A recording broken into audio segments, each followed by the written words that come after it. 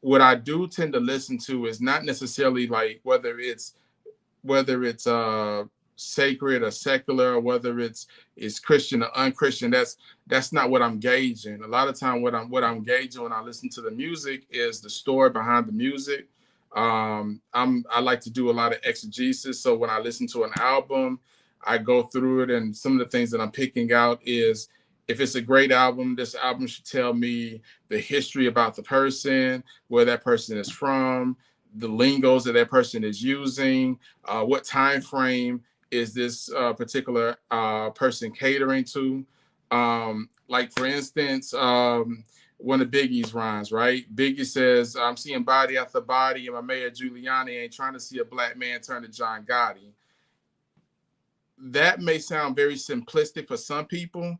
There's a whole lot of history just in what he just said, you know, because you think about it, when was Giuliani the mayor of New York?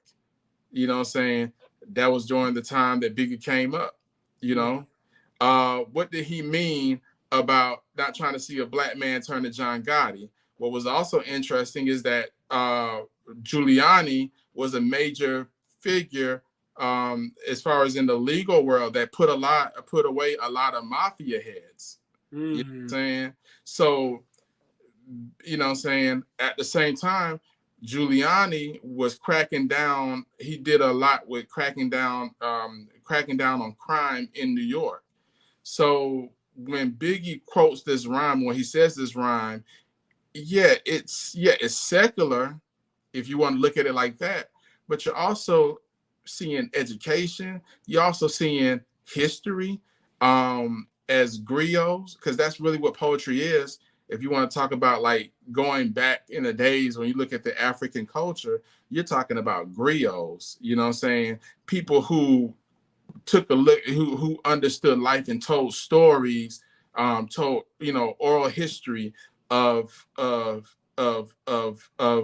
their culture.